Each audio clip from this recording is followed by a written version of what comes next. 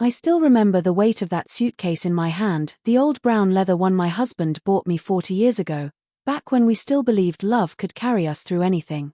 It felt heavier that day, not because of what was inside, but because of what it meant.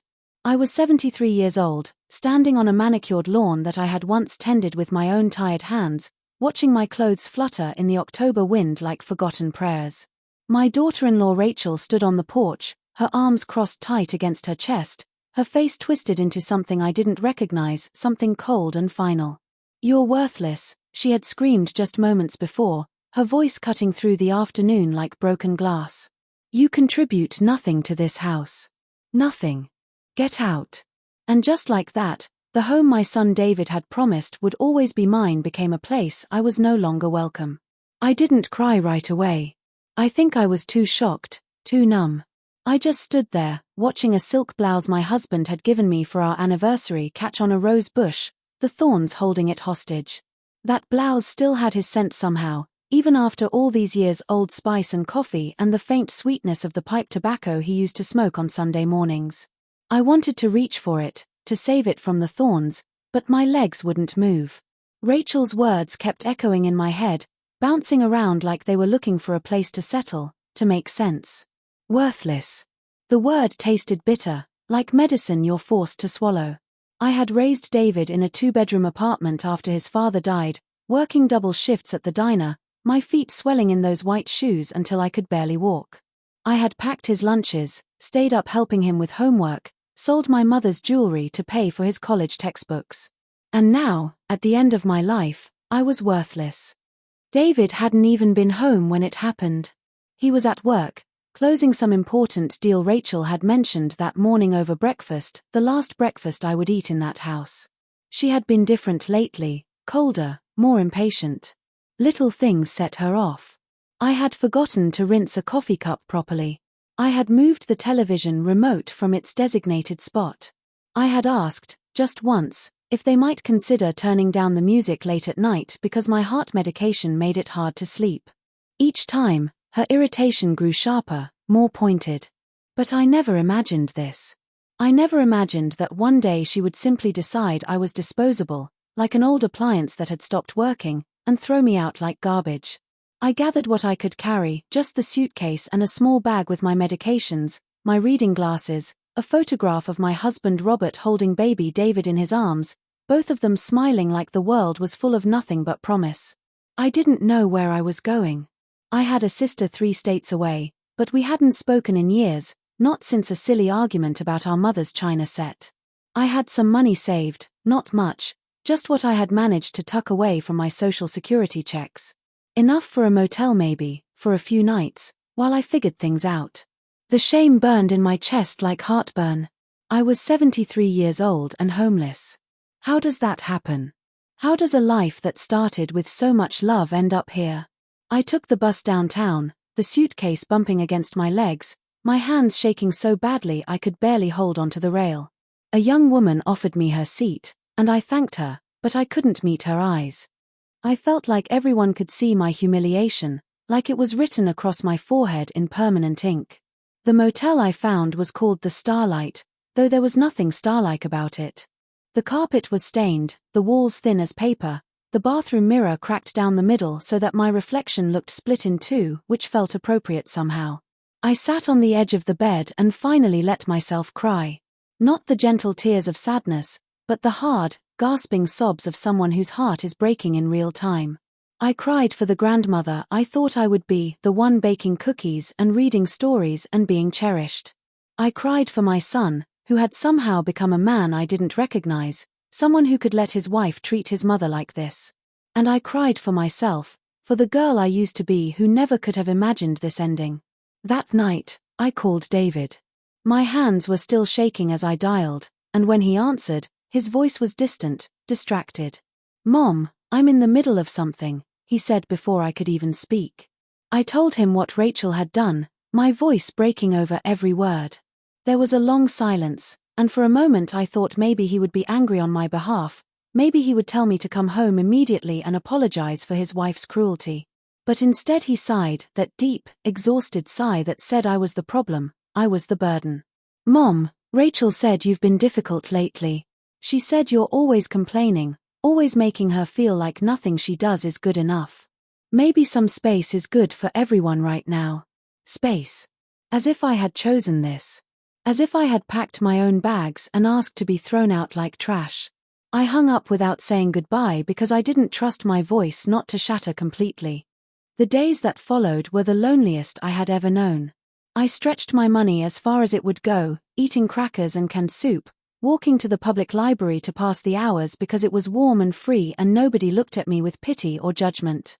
I read books I had meant to read for years, sat in the quiet stacks and let stories carry me away from my own.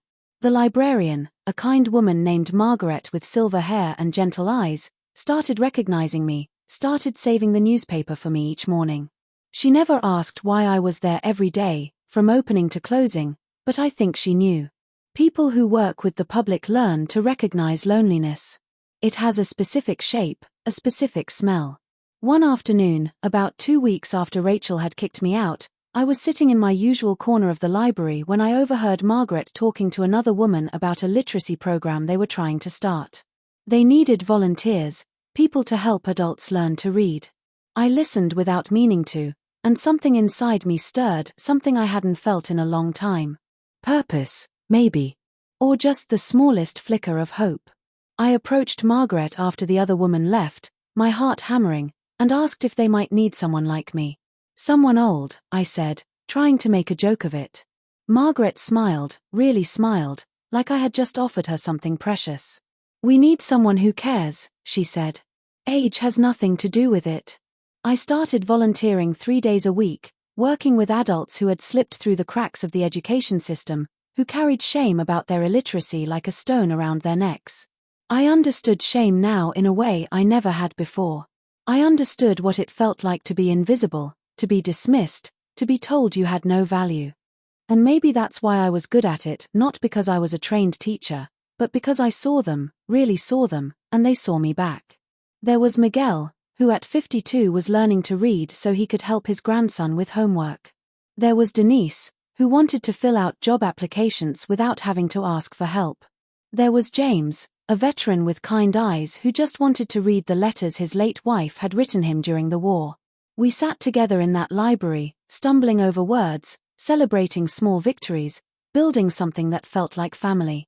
Margaret helped me find a small apartment through a program for seniors, a studio with a window that looked out over a park where children played. It wasn't much, but it was mine. I furnished it slowly, carefully, with things from thrift stores and yard sales. A lamp that cast warm light. A soft chair for reading. A small table where I could eat my meals and watch the world go by. I planted herbs in pots on the windowsill, basil and rosemary and thyme, and the smell of them growing made the space feel alive, feel possible. I started living again, not the life I had planned, not the life I had expected, but a life nonetheless. And strange as it sounds, there were days I felt something close to peace. David called occasionally, always brief, always apologetic in a vague, non-committal way that didn't really mean anything. He never invited me back. He never asked where I was living or if I needed anything. Rachel had given birth to their second child, a girl they named Emma, and David sent me a photo through email, something Margaret had helped me set up at the library. The baby was beautiful, perfect, with Robert's eyes and David's nose, and looking at her made my chest ache with longing. I was a grandmother who would never know her grandchildren, who would never braid their hair or teach them to bake or tell them stories about their grandfather. Loss felt bigger than anything else, bigger even than losing my son. 2 years passed this way. I turned 75, then 76. My students at the library became my joy, my reason to wake up each morning. Miguel finished reading his first complete book and cried with happiness. Denise got a job at a grocery store and brought me flowers to celebrate. James read all of his wife's letters and started writing his own, memoirs he said he wanted his children to have. I watched them transform, watched them stand a little taller, speak a little louder, claim space in the world they had been taught they didn't deserve. And in helping them, I found something I thought I had lost forever, my own worth. Then, one ordinary Tuesday morning, Margaret found me at the library with tears in her eyes.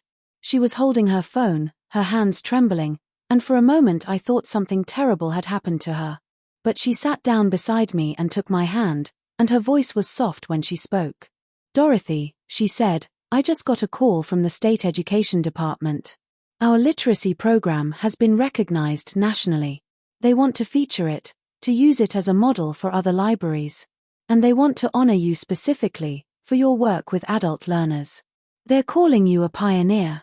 I couldn't speak. I just sat there, holding Margaret's hand, feeling something huge and overwhelming rise up in my chest. Me, Dorothy Chen, who had been called worthless, who had been thrown out like garbage, who had spent 2 years rebuilding her life from nothing. They wanted to honor me. The ceremony was held at the state capitol, a beautiful building with marble floors and high ceilings that made every sound echo. I wore a dress I found at a consignment shop, navy blue with small white flowers, and Margaret helped me with my hair. My students came, all of them, dressed in their best clothes, their faces shining with pride. There were reporters there, cameras, important people making speeches about the power of education and community service. And then they called my name, and I walked up to that podium on legs that felt like water, and they handed me a plaque and a certificate, and everyone stood and applauded. The governor shook my hand, called me an inspiration, an example of how it's never too late to make a difference. I thought about Rachel saying I contributed nothing. I thought about David's exhausted sigh, his request for space. And I realized, standing there in that moment, that their judgment of me had nothing to do with my actual worth. They had been wrong. Completely, utterly wrong. The story was picked up by newspapers, by local television stations. Someone filmed the ceremony and put it online, and it spread in that mysterious way things do in the modern world.